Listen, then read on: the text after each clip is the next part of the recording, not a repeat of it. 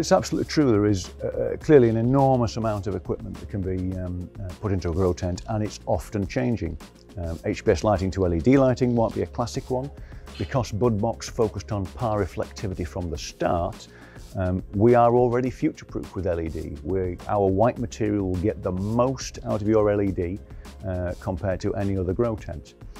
But some of the other features that we have taken into account is, for example, the clear floor area. When you're placing pots on the inside of the tent, you don't want bars running across. So part of the reason we went to 25mm poles from 120, 120 upwards is so that the frame was so strong you could hang any future equipment that was going to be of any weight whatsoever from the top.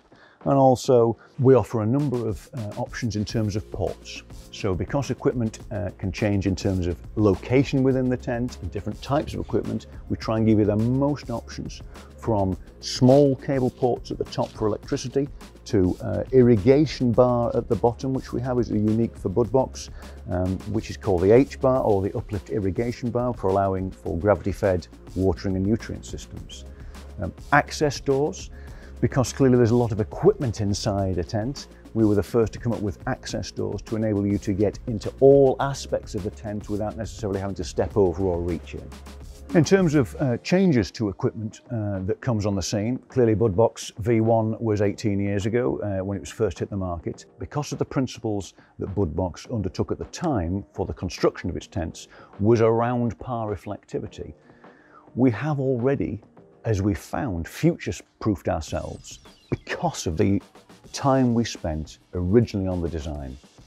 The white material, offering an incredibly high power reflectivity rate, is as equally applicable to HPS lighting as it is to LEDs. It is fair to say that we have, with our oversized venting, our irrigation bar, our access doors, and many other features, we have, and so far, been proved right that any equipment can be put into our grow tents, and we firmly believe that any changes going forward, we're looking for already, but can be easily accommodated in the Budbox Pro. We believe they are future-proof. One of the most significant features for the development of a Budbox Pro was the white material itself. The flat white material, which is unique to Budbox and in no other grow tent. All of the white grow tents are shiny, which is not as power reflective, but that flat white material took 3 years to develop. An incredibly difficult time, and as you can imagine, an enormous amount of testing that was going on. Many versions were tried.